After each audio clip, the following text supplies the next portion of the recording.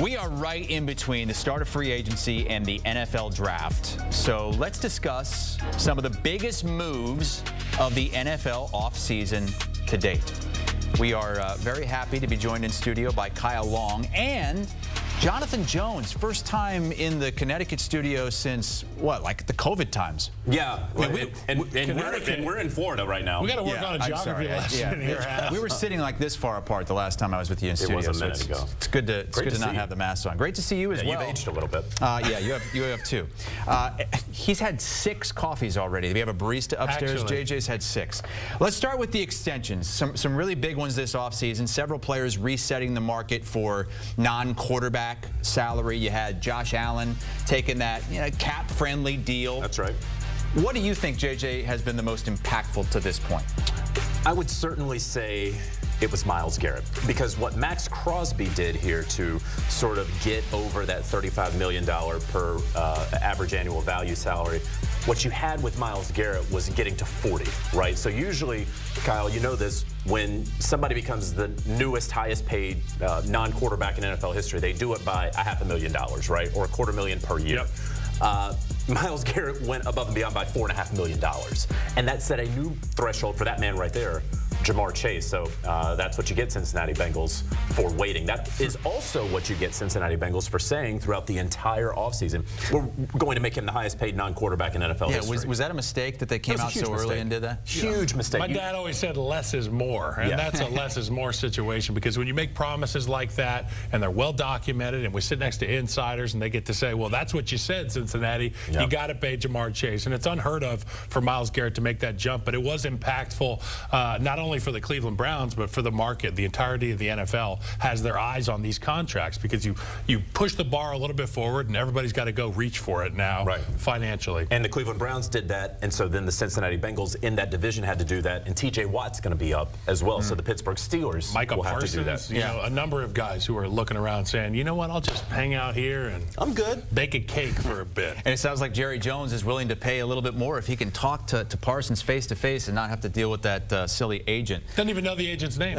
That was so wildly disrespectful, by the way. Like, I can't believe that he said that. Yeah. Is that normal for an owner to do that? It is not normal for an owner to try to talk directly to the player in an effort to ultimately have him take less. It is different for an owner to say, yeah, I've never even heard of this agent who actually last year negotiated more than $1 billion in contracts. Yeah, unbelievable. Let's talk free agents now. The top 25 free agents have all signed, including Sam Darnold, who Pete Prisco and the guys on our website have ranked the #1 free agent in football. But what does it really mean for the Seahawks, considering they've traded away some of their other talent like DK Metcalf? Yeah, and look, they got Cooper Kupp on it was a 3-year deal. It's really a 2-year deal. It really could be construed as a 1-year deal, and a we'll see. You know, Seattle is certainly going to be in the market again for offensive linemen and for wide receivers. They hope that Sam Darnold is going to look a whole lot more like the Sam Darnold of the first 15 games of the season and not the last 2 of the regular season and in the playoffs. Again, this is, we say 3-year deal, really a 2-year deal. Geno Smith was probably not interested in sticking around. They were not willing to pay him what he wanted, but they would pay Sam Darnold this deal. So, again, look, these guys, because they were top 3 picks like a Sam Darnold, there's so much talent there, right? We've seen it for a long time. You saw the flashes. Then he put it together. Can he consistently do that, especially in that outdoor stadium in Seattle? Yeah, it's a good point that you made there at the end about being at outdoor stadium. And there's so many variables that were taken out of play for Sam Darnold when he was in Minnesota, with the scheme being the right way, with the skill set of the players around him, the coaching staff, so much knowledge in that building. Now you go to Seattle, and for the Seahawks, you kind of reinvented the wheel. You had a quarterback who could throw the ball all around. You had a couple receivers. They're both out the door. Now we have to reinvent the wheel here. Right. And for Sam Darnold, like you said, we've seen flashes, but what version of him are we going to see without that support system around him in Seattle?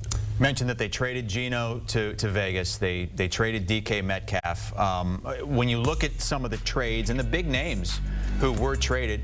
Kyle, I'll let you go first on this one. What's the biggest one? You like that Joe Thuney to the Bears? Well, obviously the Joe Thuney move to the Bears and nearest and dearest to your heart, I know. Moves that Ryan Poles was able to pull off this offseason. They obviously are trying to address the elephant in the room with their second-year quarterback, former #1 pick Caleb Williams. They want to protect him. They want to be able to run the football, implement some of the things that Ben Johnson's offense that makes Ben Johnson's offense so dangerous, and that's a violent running game, offensive linemen that can really win the point of attack, and the ability to have a quarterback stay above in the EPA department. I heard him talk about this, and the EPA is the statistic now. Expected points added. So expected points added in the passing game. That's what's in vogue now. That's what's the key determining factor in winning football games. It was turnovers when I was in the league. Coaches preached it till they're blue in the face. Yeah. Now it's EPA. How do you do that? You set it up by running the football. Love that move by the Chicago Bears. And the other one's the Laramie Tunsil deal. Yeah. Obviously getting younger, being able to spread the wealth in Houston. But that was the issue in Houston. C.J. Stroud wasn't protected. Right. Now you get this left tackle, Laramie Tunsil, who we all know to be a very, very elite left tackle, going to help out Jaden Daniels. It's hard not to think that the Commanders didn't steal one right out from under the Houston Texans. There's no doubt, and they probably got another good year out of Deebo Samuel, and then we'll see after that. The one that stood out to me was DK Metcalf, just because the Pittsburgh Steelers are a little un-Pittsburgh-like, right? They have drafted wide receivers really well. It was unlike them, I think, to go after there and get DK, acquire him, and pay the sort of money that they paid for him when so much of their history, recent history, has been, we'll find wide receivers in the first, second, third, sixth round. Aaron Rodgers going to be throwing in the ball in Pittsburgh? Yeah, he will. At some point, don't bother me with it. Just when it happens, wake me up. We will. Randy Brickley will wake you up. 7 new head coaches in the NFL. When you hear from the teams, JJ, is there one that resonates the most around the league?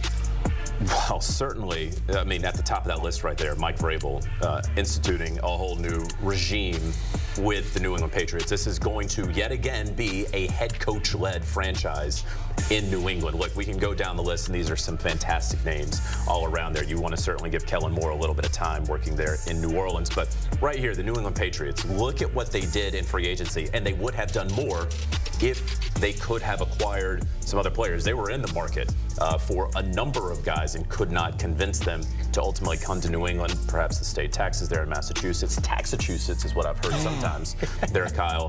Kind of worked Very against them. unpatriotic. Yeah, you want to tell us more about that? I think there were wars fought over this, JJ. That's right. I don't even drink tea because of it.